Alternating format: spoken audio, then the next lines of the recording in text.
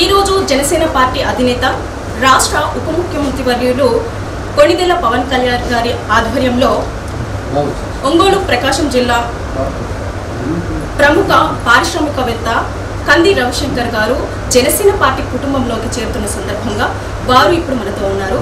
వారితోటి ఈ పార్టీలోకి ఈ కుటుంబంలోకి చేరుతున్నటువంటి సందర్భంతో సార్ మీరు ఏ విధంగా స్పందిస్తున్నారు? అందరికీ నమస్కారం అండి. ఈరోజు నాకు చాలా మంచి రోజు అండి.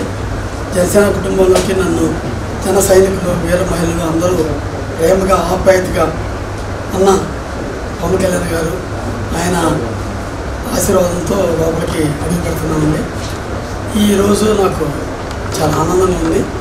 ఆ సమయం వచ్చింది. 40 సంవత్సరాల తర్వాత ఈరోజు రాజకీయాల్లోకి రావాలని నా మిత్రులు, నా శ్రేయోభిలాషులు అందరూ అడిగేటప్పటికి నెక్స్ట్ ఆయన విధి విధానాలు నాకు నచ్చినాయండి.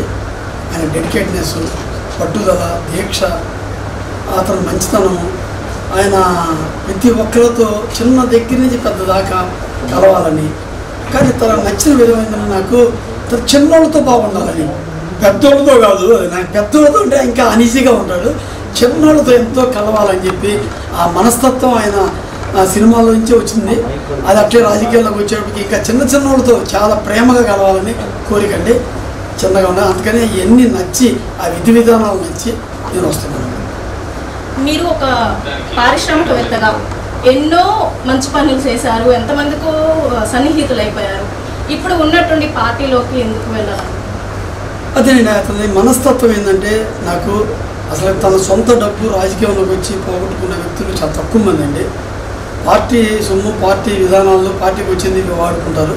అలాంటి సొంత డబ్బు వాడి తన మనస్తత్వం కష్టపడి ఒక నిమిషం యాడ్ తీస్తే ఎంతో లక్షల కోట్లు వస్తాయండి. అలాంటిది కూడా వదులుకొని జనాల్లో తిరిగి పట్టుదలగా దీక్ష పట్టి అతను నమ్ముకున్న వాళ్ళకి కానీ కొంతమందికి ప్రతి ఒక్కరికి న్యాయం జరగాలని కోరుకుంటున్నాడు. కాబట్టి ఈ విధి విధానాలు నచ్చిన తర్వాత నేను ఇప్పుడు వస్తున్నాను. ఒక పారిశ్రామికవేత్తగా కాకుండానే ఇప్పుడు మళ్ళీ పొలిటికల్ బ్యాక్గ్రౌండ్ కూడా మీకు చేతోడుగా వచ్చేసింది. సో అప్కమింగ్ మీరు ప్రజలకు ఎలాంటి సేవలు అందించాలనుకుంటున్నారు? ఏదండి, నేను తెల్ల పేపర్ లాంటి వ్యక్తినండి. పవన్ కళ్యాణ్ గారు ఏమి చెబితే, ఆఫీసు ఏమి నడిపిస్తే, ఇక్కడ జిల్లాలో ఉన్న కూటమి నలుగురు ఎక్కడున్నారో అందరితో కూడా కలిసి నడవాలని చెప్పి నా కోరికండి. దాని ప్రకారమే కానీ విరుద్ధంగా అనేది నేను ఎలాంటి చేయండి, ఎవరిని విమర్శించను, ఎవరితో నేను విమర్శపడినాను. Thank you so much sir.